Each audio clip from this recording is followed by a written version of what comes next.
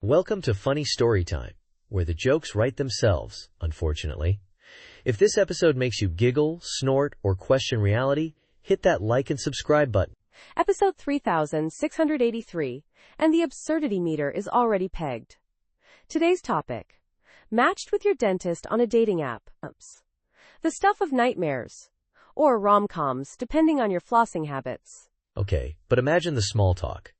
So, how's that molar I filled last week doing? Still sensitive to hot Cheetos? Romance at its finest. Worse, they've seen your x-rays. They know your deepest, darkest dental secrets.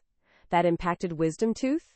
That's not just a tooth, that's emotional baggage. And what about the first date? Dinner and a root canal? Buy one, get one half off? This is a marketing goldmine waiting to happen.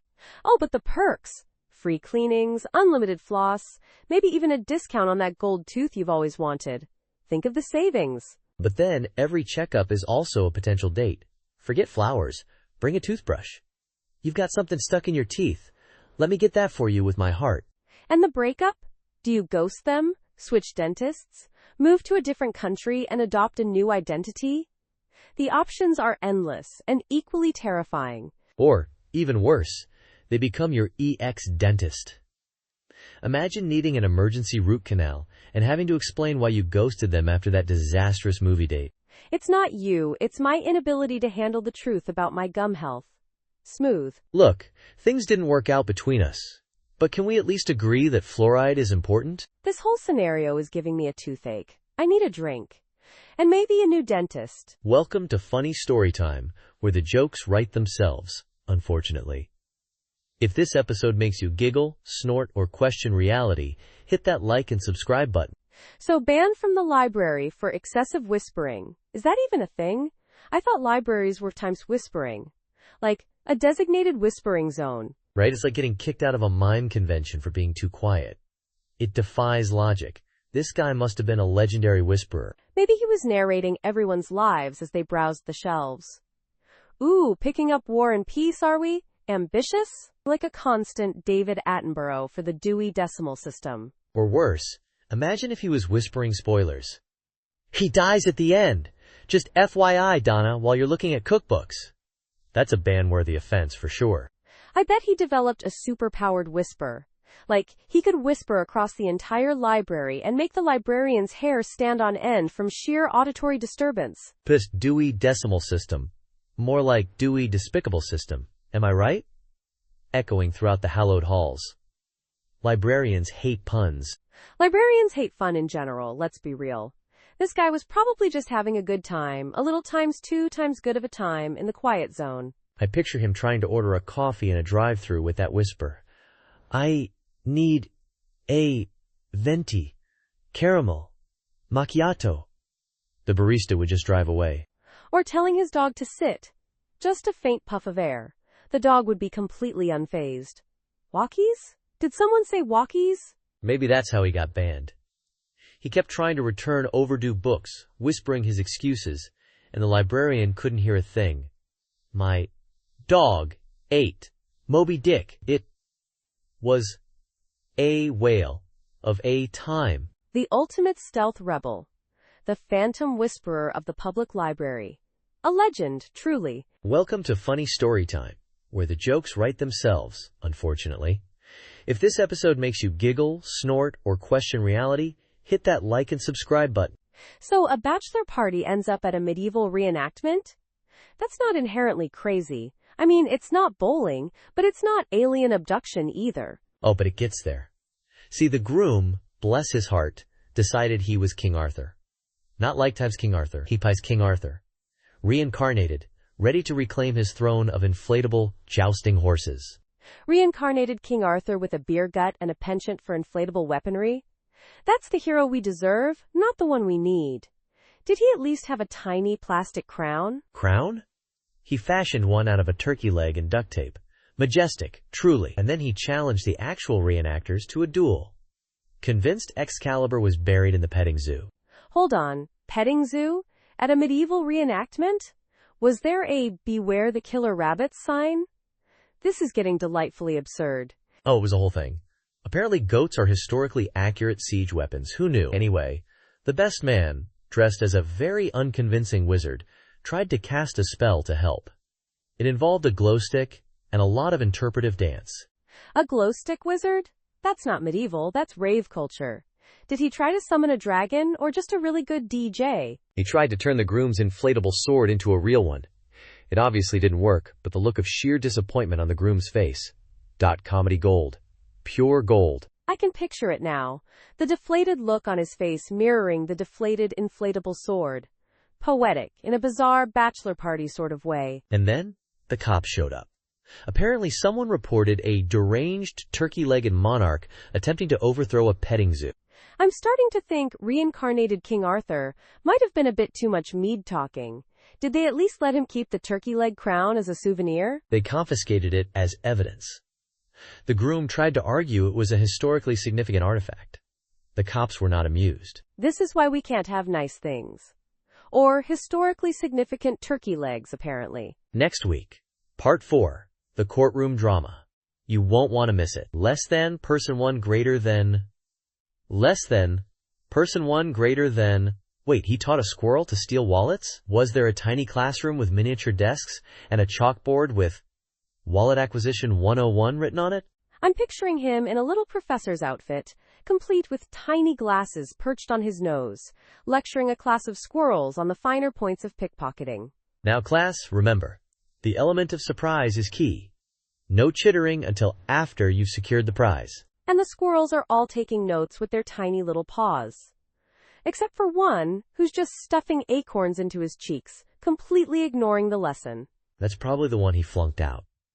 He now works security at the local nut factory.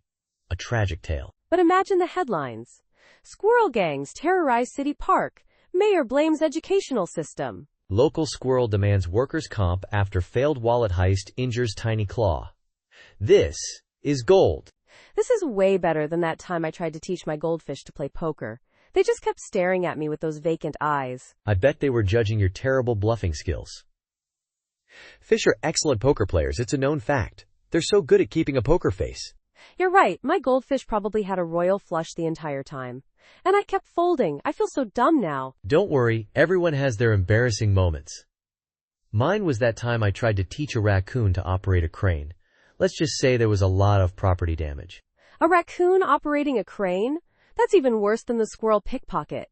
Did you at least get it a little hard hat? Safety first. Of course. Tiny hard hat, tiny high-vis vest. The whole 9 yards. The problem wasn't the attire. It was his obsession with swinging the wrecking ball. Sounds like my nephew. He once used a crane in a video game to demolish a virtual orphanage. Kids these days. I think we've officially strayed very far from the wallet-stealing squirrel. But in a good way. Right? Right, please tell me we're still funny. Welcome to Funny Story Time, where the jokes write themselves, unfortunately. If this episode makes you giggle, snort, or question reality, hit that like and subscribe button. So the magician, right, vanished into thin air. Poof! After a joke about a rabbit and a blender.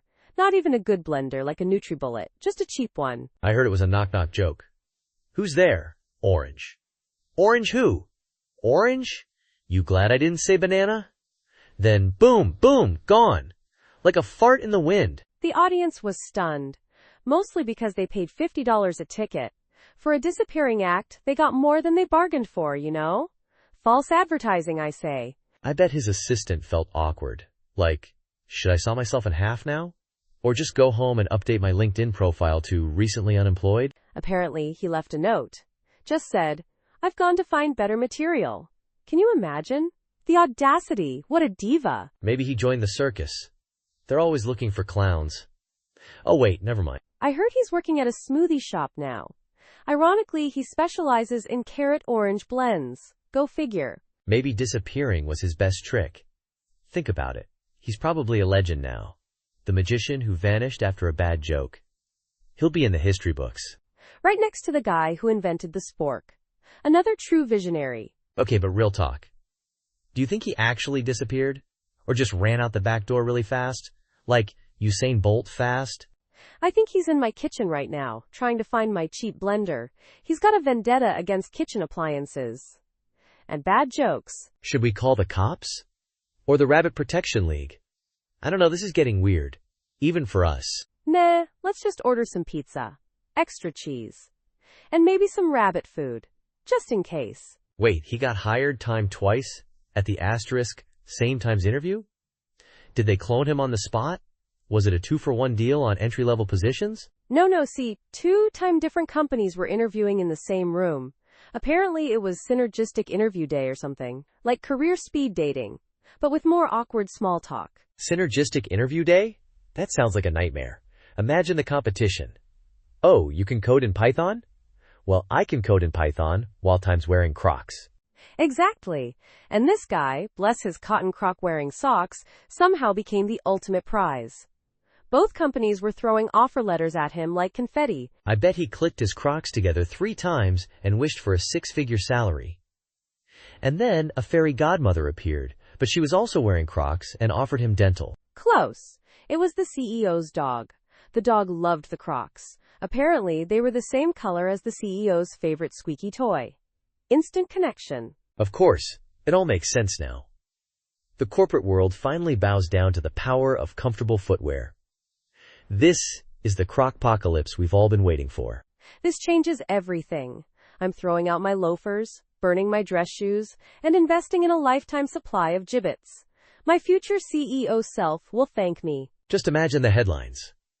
Croc-wearing man dominates corporate ladder. Footwear fashion disrupts global economy. Gibbets become new currency. Don't forget, local man achieves world peace by gifting everyone Crocs.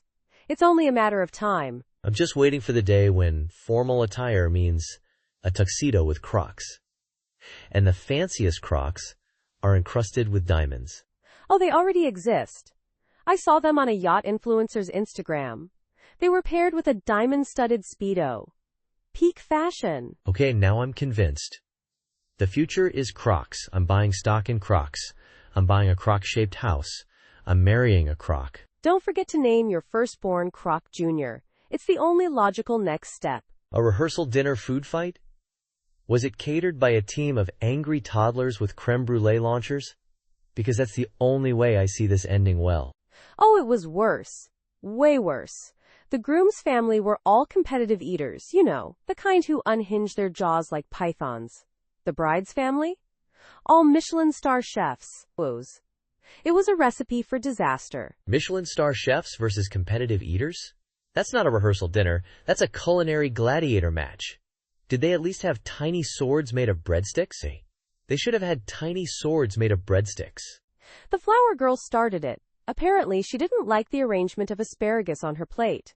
Launched a spear of it right at the best man's toupee. It was like a fluffy green declaration of war. Asparagus? Seriously? That's some high-class warfare. I bet the competitive eaters had a field day. They probably weaponized the mashed potatoes, using butter pats as shields. They used the wedding cake as a barricade. It was a 3-tiered fortress of frosting and fondant. The groom's uncle tried to tunnel through it with a soup spoon but got stuck. Oh my God! A cake barricade? That's genius. Did anyone try to negotiate a truce? Like offering a sacrifice of canapes or something? The bride tried to reason with them, but she slipped on a rogue cranberry sauce and ended up sliding across the dance floor like a very elegant, very sticky hockey puck. I'm starting to think this wedding should be sponsored by a cleaning company. Imagine the hazmat suits required. Did they at least save the top tier of the cake, for tradition? The top tier? Honey, the doves got to it first. They were dive-bombing guests with marzipan roses. It was utter chaos. They called off the wedding.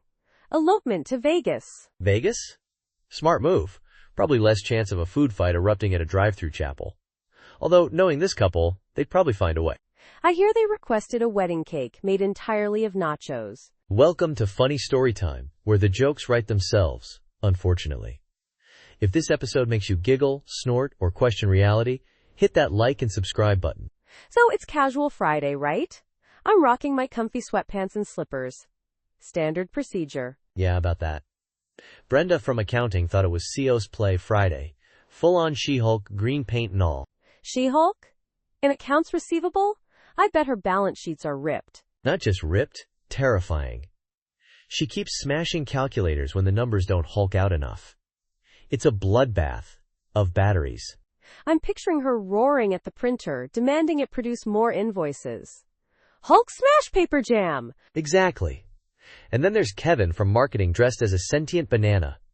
He keeps slipping on discarded peels. Oh, please tell me someone's filming this for the company holiday party highlights reel. This is gold. Oh, it's being documented. HR is having a meltdown, but they're too busy arguing with a very convincing Gandalf about extended lunch breaks. Gandalf? We're doomed. He'll convince them to move casual Friday to second breakfast. And switch to lembas bread in the vending machine. I'm not sure my digestive system could handle that much elven magic. Just imagine the small talk. Nice staff meeting, Gandalf. Shall we journey to Mordor for coffee? Please, no.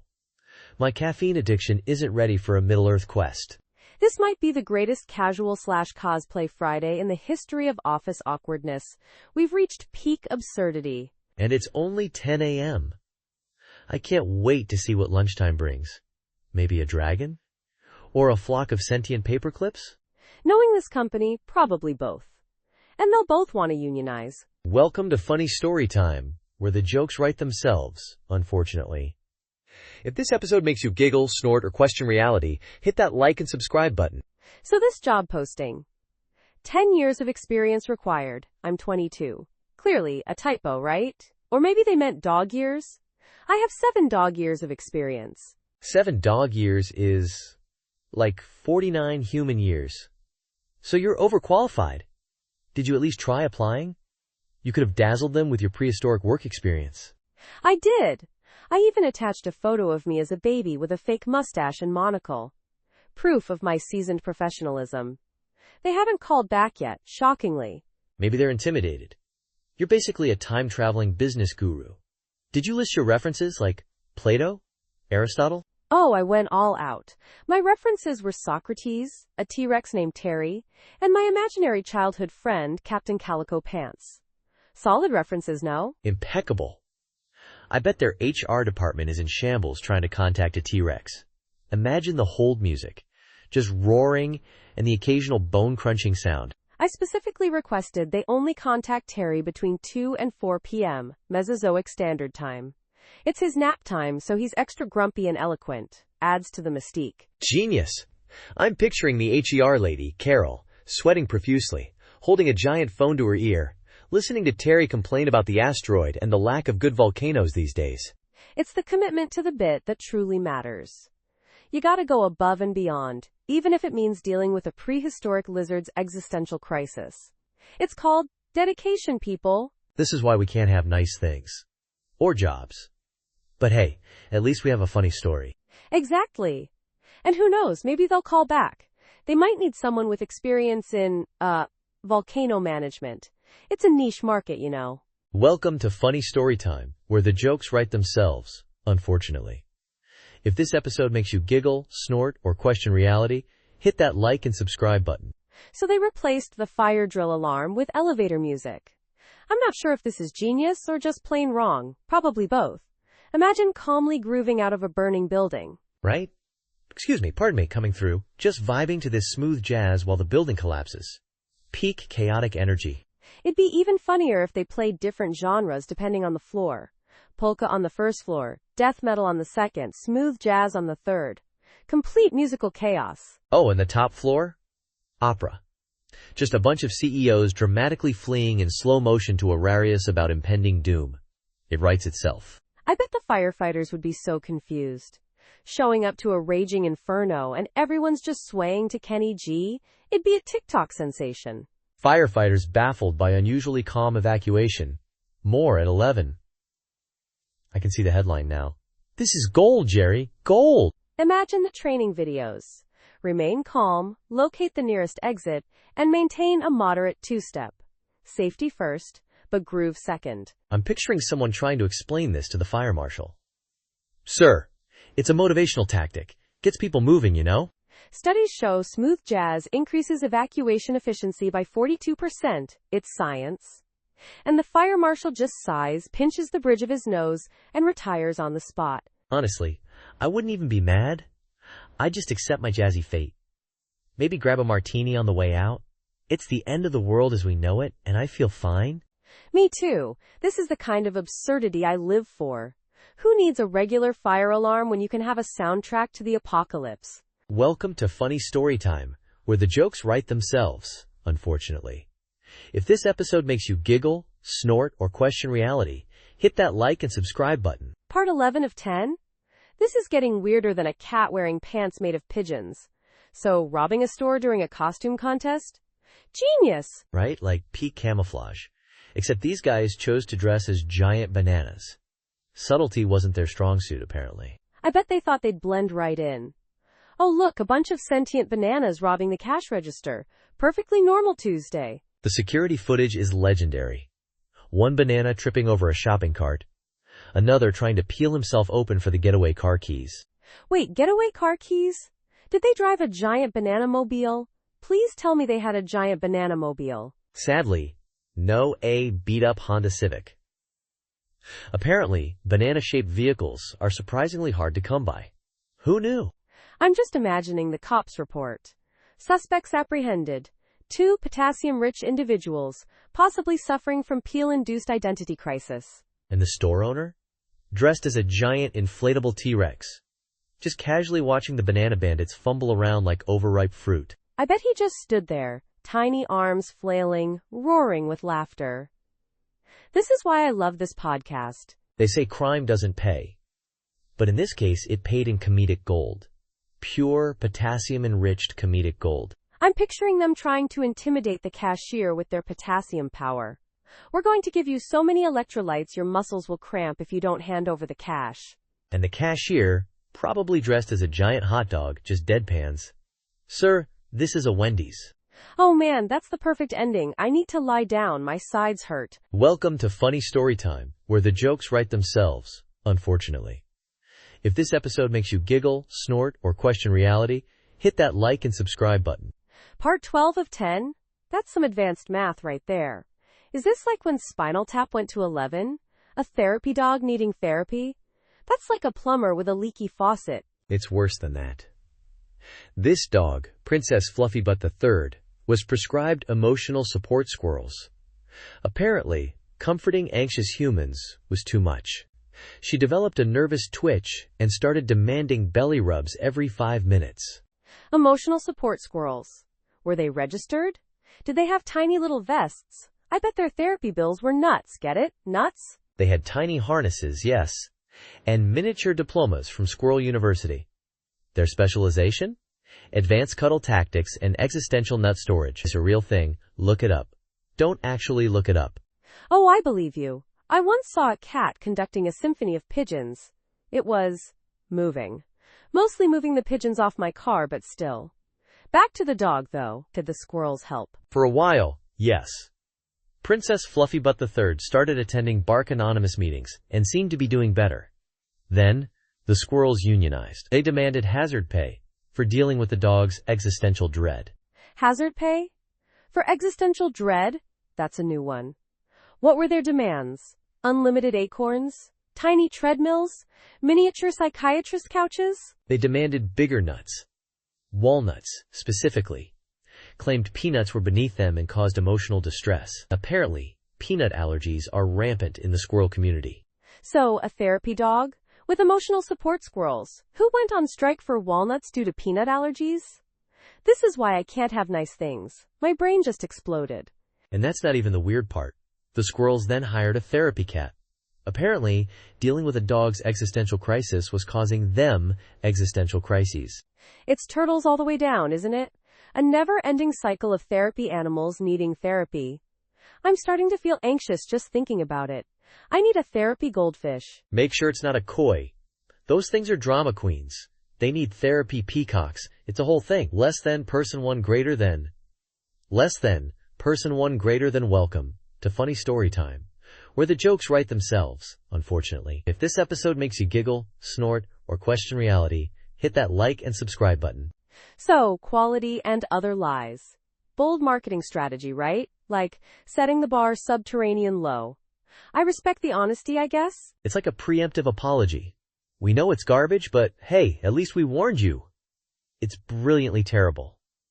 Imagine their mission statement. Our mission, to disappoint you slightly less than you expect. I bet their customer service line just plays a recording of a dying kazoo. Their product reviews must be wild. 1 star, exactly as advertised, or 5 stars, surprisingly less awful than anticipated. I picture their CEO addressing shareholders like, profits are down, but lies are up 300%. A banner year for deception. They probably have an Employee of the Month award for most convincing liar. Imagine the competition for that. Cutthroat fibbing. Their company picnics must be a nightmare. Hot dogs? These are clearly genetically modified hamsters. And the 3-legged races? Pure chaos. I didn't trip. You're just seeing double. This is quality teamwork. I'm starting to think this company is onto something. Honesty is so overrated. Next week's funny storytime topic. We're not even trying anymore. A CEO's memoir. Don't miss it. I wouldn't miss it if it was the last podcast on Earth. Which, at this rate, it very well could be. Welcome to Funny Storytime, where the jokes write themselves, unfortunately. If this episode makes you giggle, snort, or question reality, hit that like and subscribe button. So part 14 of 10? Is this some kind of new math? Maybe it's business casual math where numbers wear flip-flops and carry calculators. It's like those movie franchises that just won't quit. Fast and Furious, but with workplace attire violations. Except this is funny story time, so it's probably worse. He thought business casual meant flip-flops and a tie? That's not business casual, that's beach formal. Did he bring a little cocktail umbrella for his water bottle too? I bet he showed up with a briefcase full of sand. You know, for stress relief. Just picture him building little sandcastles during the board meeting. And presenting his quarterly reports with seashells glued to them. Profits are up, as you can see by this particularly iridescent oyster shell. Oh, I bet he had a whole backstory. Like, my island office is flooded, so I had to telecommute from the beach. The wifey's spotty, but the margaritas are strong. And HR just nodded along. Makes sense. Casual Friday got out of hand again. They probably gave him a company-branded beach towel. I bet his LinkedIn profile picture is him in the flip-flops and tie, holding a coconut phone. Entrepreneur, thought leader, sandcastle enthusiast. I'm starting to think this guy's a genius. He's single-handedly redefined the corporate landscape. Flip-flops and ties for everyone. Imagine the stock photos. Diverse team brainstorming in flip-flops and ties. Peak business casual achieved. Honestly, I kind of want to try it. It's like a power move. I'm so successful, I can wear whatever I want. Even if whatever I want is objectively ridiculous. Next week on Funny Storytime, he pairs Crocs with a tuxedo. Stay tuned, folks. This is going to get weird. Less than person one greater than welcome to Funny Storytime, where the jokes write themselves, unfortunately. If this episode makes you giggle, snort, or question reality, hit that like and subscribe button. So part 15 of 10? This startup sounds like it's run by someone who thinks time is a suggestion, not a concept. Exactly. And their HR department is a fortune cookie. I'm not even kidding. Apparently, all performance reviews are now just cryptic messages. You will meet a tall, dark stranger who will fire you for insufficient TPS reports. Worse, imagine getting, "That wasn't chicken," for your annual review. What does that even mean? It means you're getting a promotion. .to customer service at a dodgy Chinese takeout place. It's a lateral move. I heard Brenda from accounting got, "A journey of 1,000 miles begins with a single step. Out the door."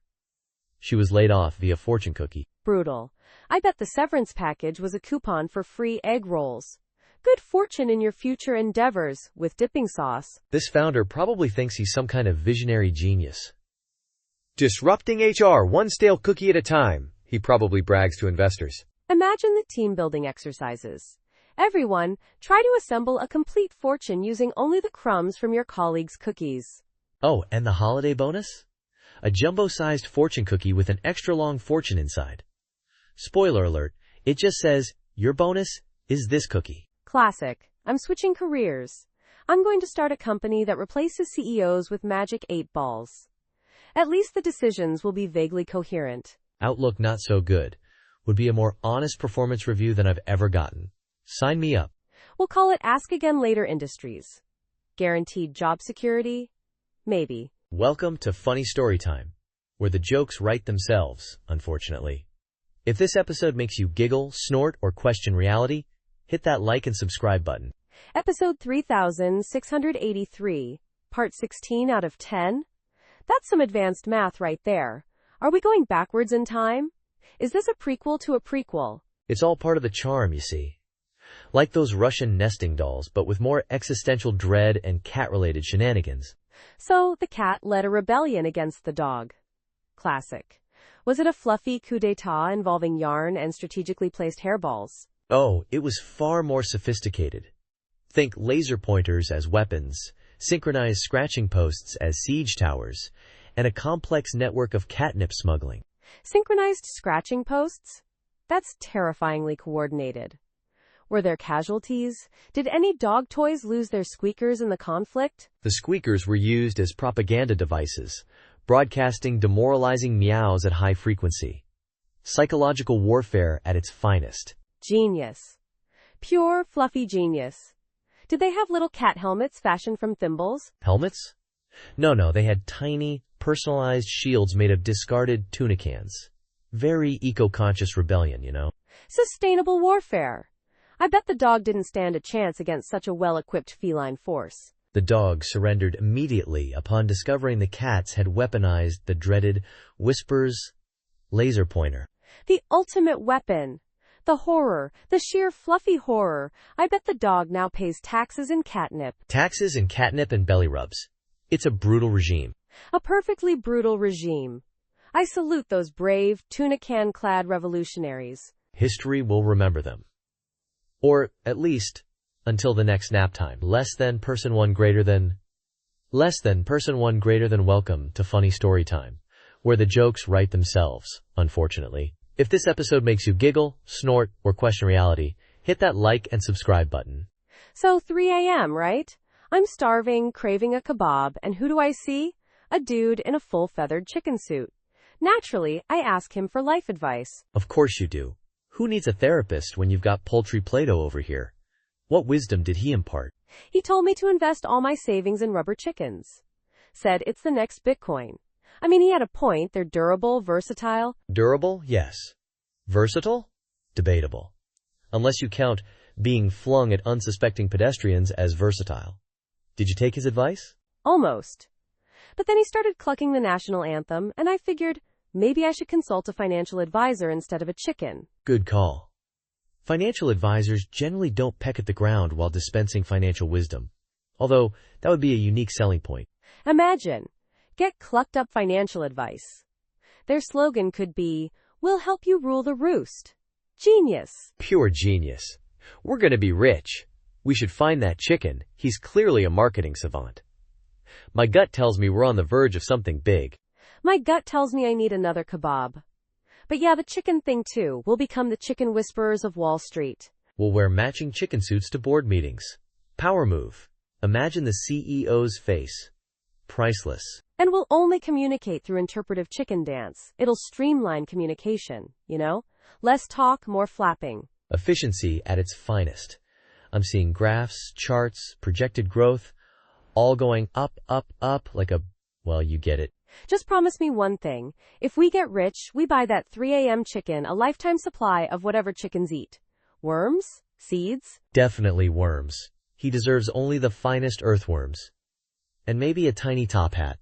Just because. Less than person one greater than welcome to Funny Story Time, where the jokes write themselves, unfortunately. If this episode makes you giggle, snort, or question reality, hit that like and subscribe button. So this magician, right, quits his whole career because some Reddit user revealed his secrets. I mean, talk about dramatic. I know, right? Apparently the trick involved a complex system of pulleys, mirrors, and a trained badger. Who knew? A badger? That's ridiculous. I thought it was all smoke and mirrors, maybe a hidden assistant or two. Not a freaking badger pulling levers. The Reddit post had diagrams and everything, labeled Badger Control Panel and Emergency Carrot Dispenser. It was thorough. This is why I don't trust the internet. They ruin everything. First, Game of Thrones, and now, magic. What's next? They'll reveal the Earth is actually flat? Oh, they already did that. Last week. Big thread on it. Turns out, it's a giant frisbee being flung through space by a cosmic golden retriever. A golden retriever? See? Ridiculous. Although, that does explain the erratic weather patterns. Good boy, space doggo. The magician is apparently retraining as a barista now.